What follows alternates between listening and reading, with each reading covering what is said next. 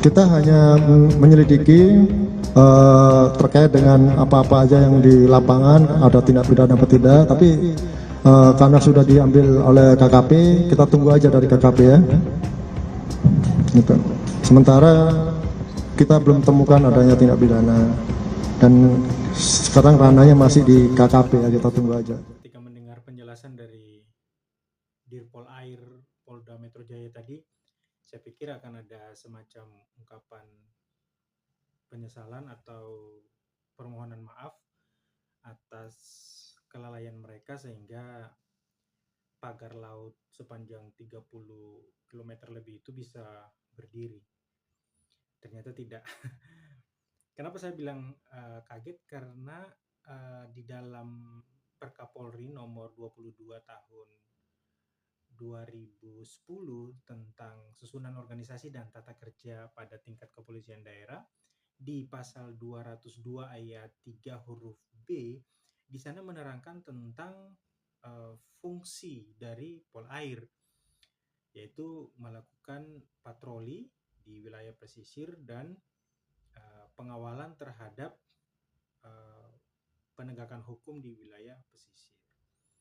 Pagar laut itu kan ilegal, berarti ada kelalaian atau ada perbuatan melawan hukum di sana. Nah, Polair yang harusnya bertugas untuk mengawal ditegakkannya aturan hukum tersebut malah lalai. Gitu. Ini bukan 3 meter loh, ini 30 kilometer. Kok tidak kelihatan gitu. Dan dari tahun 2024 mereka ngapain aja? Kan patrolinya tidak dilaksanakan 1 tahun sekali. Paling ya seminggu sekali atau sebulan sekali. Kenapa tidak melihat gitu atau pura-pura buta gitu. Nah, harusnya kalau polisi ini berjiwa kesatria, harusnya mereka mengakui kesalahan karena tugas fungsi mereka itu tidak dilaksanakan dengan benar, mereka lalai.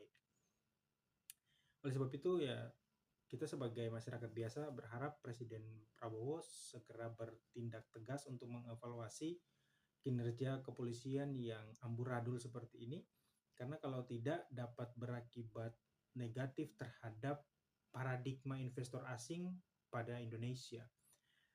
Bagaimana mereka mau berinvestasi di bidang pengelolaan sumber daya alam, sumber daya kelautan dan perikanan di Indonesia, sementara penegak hukum di sini banyak mafianya gitu, banyak lalai dalam memberantas praktek-praktek yang seperti ini.